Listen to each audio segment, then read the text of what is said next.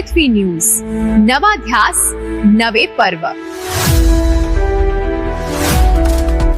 सांगली सातारा विधानसभेमध्ये उमेदवार म्हणून महाविकास आघाडीचा उमेदवार म्हणून मी आज या ठिकाणी आपल्या समोर आहे आणि विचारांची लढाई लढतोय। महाविकास आघाडी विरुद्ध भाजप असा सामना या ठिकाणी होणार आहे आणि मला खात्री आहे की या दोन्ही जिल्ह्यामध्ये निवडून आलेले जे लोकप्रतिनिधी आहेत, नगरसेवक असतील, जिल्हा परिषद सदस्य असेल, त्यांच्या स्वाभिमानाची लढाई आहे। मी त्यांच्या वतीनं या निवडणुकीस उभं राहिलो आहे। विधान परिषदेमध्ये निवडून गेल्यानंतर या लोकांची, जिल्हा परिषद सदस्य असतील, नगरसेवक असतील, यांच्या अडीअडचणी, त्यांना त्यांच्या मतदारसंघात कामं करण्यासाठी येणाऱ्या ज्या अडीअडचणी आहेत त्या सोडवण्यासाठी मी आवाज उठवण्यासाठी खऱ्या अर्थानं या ठिकाणी निवडणुकीत सामोरे जातोय।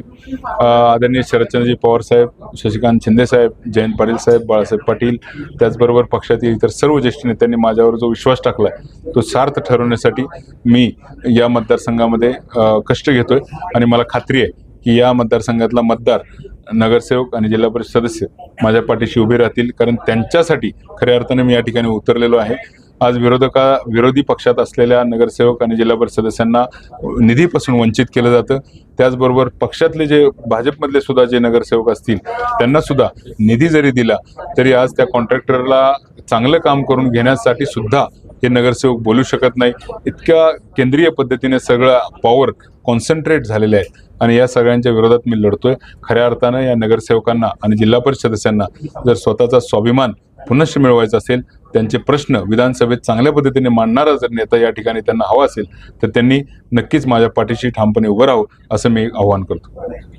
दादा, आपण तुमच्या विरुद्ध भाजपचे तगडे उमेदवार आहेत दर्शन गेली 32 वर्ष राजकारणामध्ये बारीक शब्द वापरले, त्यांना तुम्ही कसे सामोरे जाता?